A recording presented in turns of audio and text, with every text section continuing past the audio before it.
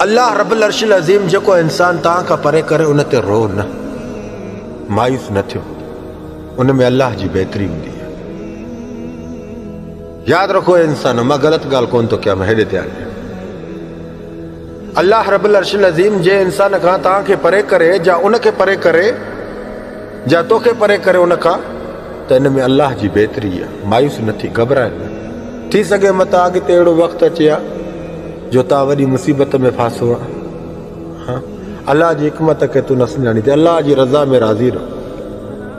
जेकॾहिं अञा बि ॻाल्हि नथी सम्झ में अचई त हिकिड़ो इराक जो वाक़ियो थो ॿुधाए। इराक जो हिकु बगदादी शहज़ादो हो जंहिं ॿाहिरि मुल्क खां कुतो ख़रीद कयो। ॿाहिरि मुल्क खां कुतो ख़रीद की, उहो कुतो हुन पंहिंजे घर में पालियो।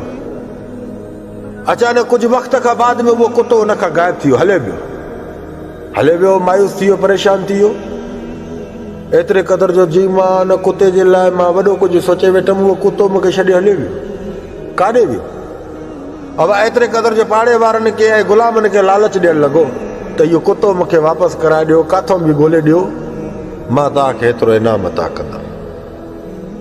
हलंदे हलंदे उहो कुतो 4 महीने खां बाद वापसि आयो। कंहिं ग़ुलाम आंदो, हुन ग़ुलाम खे पंहिंजो इनाम मिली वियो। कुदरत ख़ुदा जी उन राति में इराक जे बगदादी शहज़ादे खे पुट जी औलाद बि थी। हा, लालच जे ज़रिए कुतो वापसि उन आंदो। ऐं वरी कुदरत ख़ुदा जी जेका 5 सालनि खां हुनखे औलाद पुट जी सिक हुई, पर अलाह हुनखे औलाद बि पुट ई ॾिनी, सिकी लधो पुट हुयो। वरी उहो कुतो उन नए हिकु ॾींहं जे बचड़े खे खणी खाई वियो। हा, अरे अल्लाह त उन इंसान खां उन कुते खे परे कयो, छो त तुंहिंजो अॻिते हे नुक़सानु करे आहे। ऐं लालच जे ज़रिए उन कुते खे वापसि आंदो, उहो नुक़सानु थी वियो। अब ॾिठई नंढड़े जो हथ काथों मिलियो, पेर काथों मिलियो, हे पेर बि ॾिसे त शिगल, हथ बि ॾिसे त शिगल। त उते इंसाननि जे धनार के नजूमी हुया, उन वक़्त जा नजूमी, उन्हनि खां घुराई त हे क़तल थियल आहे या कंहिं जानवर जो खाधल आहे, मूंखे हिन जी गवाही ॾियो। हे नजूमी, मां तव्हांखे पैसा ॾींदुमि, मूंखे तव्हां हिन जे सबूत ॾियो त हे कंहिं जानवर जो खाधल आहे या कंहिं हिनखे क़तल कयो आहे।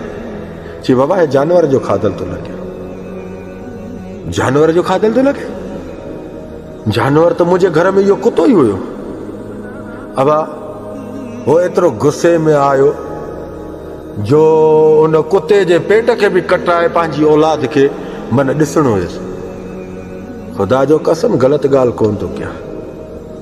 उन पंहिंजे कुते खे बि मारायो, कुते जो पेट चीराई त ॾिठई उन जो बछड़ो अंदरि गोश्त वांगुरु टुकड़ा टुकड़ा थियल चाॿाड़ियल उन जे पेट में निकितो। पोइ सोचणु लॻो त जेको मूंखां वियो सो इन में बि रब जो राज़ हुयो। जेको मां वापसि घुरायो उहो मां पंहिंजी लालच थी घुरायो। अल्लाह ॾे सजदो करणु लॻो त रब, बेशक तूं ई रब आहे, तुंहिंजी रज़ा में अगरि राज़ी रहां त उहो कुतो मुंहिंजे लाइ अॼु नुक़सानकार न बणिजी हा। ख़ुदा जो कसम अल्लाह रब्बुल अर्शिल अज़ीम जी बहितरी हूंदी आहे। जेको इंसान तव्हां खां कावड़जी वञे, गुस्से में हलियो वञे, जा हिकिड़ो माना अचानक का ॻाल्हि बि न आहे, तव्हां खां कावड़जी उथी हले वियो, इन में बि अल्लाह जी बहितरी आहे। रब जी रज़ा में राज़ी रहो। तव्हां मायूस न थियो, परेशान न थियो। बाबा अॻिले सां त तूं वफ़ा निभाइण वारो हुए, अॻिले तुंहिंजी वफ़ा जो क़दुरु न कयो त उनजे लाइ तूं परेशान छो थो थिए? तव्हां पंहिंजा दिमाग़ ख़राबु करे वेठा, मां हिन जे करे ख़ुदिकुशी कंदो, पाण खे मारे। अड़े तव्हांजी कहिड़ी गैरत आहे? हिकु रब खे सम्झी सघो कोन, हिकु निमाज़ जा पाबंदी आयो कोन, क़ुर पढ़ो त तव्हांखे अल्लाह जी ख़बर पए। हा, रब ॾे सजदा कयो त तव्हांखे अल्लाह जी ख़बर पए।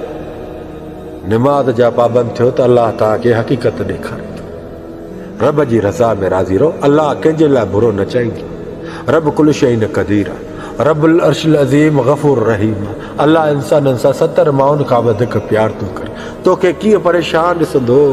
रब्बुल अर्शिल अज़ीम त 5 वक़्त तोखे सॾे थो, हय्या अल सलाह, अच कामयाबी जी तरफ़, अच नमाज़ जी तरफ़। तूं त रब खे नज़र अंदाज़ थो करे। हा, रब खां परे तूं थो वञे, रब तोखे परे नथो करे। तो रब सां दिलि त लॻाइनि, अल्लाह जी रज़ा में राज़ी रहंदा कयो। जेको बि तव्हांजो नुक़सानु थिए इन में बि बहितर सम्झो। जेको इंसान तव्हां खां परे वञे उन में बि बहितरी सम्झो। हाणे छा थियो? अल्लाह जो कसम अहिड़ा हज़ारे वाक़िया आहिनि जेके दुनिया में थिया आहिनि, पोइ बाद में चवंदा आहिनि हिन में बि अल्लाह जी रज़ा। मायूस न थियो।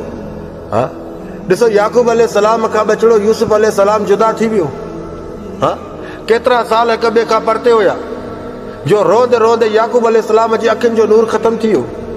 हाँ, अल्लाह रब्बुल अर्शिल अज़ीम जे तरफ़ का इशारा अचनि से याकूब अलैहिस्सलाम सबर इन्नल्लाह व मसाबिरीन, सबर सबर सबर। पर हुन जी दिलि एॾी बचे सां हुई, रोए बि पोइ सबर बि करे पोइ। हाँ, अल्लाह रब्बुल अर्शिल अज़ीम हुन जे सबर खे एॾी ताक़त ॾिनी जो हज़रत यूसुफ अलैहिस्सलाम हिकु ग़रीब थी निकितो, वापसि आयो त बादशाह थी आयो। जेको नूर वियो उहा हज़रत यूसुफ अलैहिस्सलाम जी ख़मीस पंहिंजी अखियुनि मुबारक ते हईं त उहो नूर वापसि आयो। हाँ, रब्बुल अर्शिल अज़ीम हुन जे सबर खे ज़ाया न कयो। हाँ, बेशक अल्लाह जी हिकमत जेका आहे न इंसान जे लाइ बहितरीन आहे, बहितरीन। सबर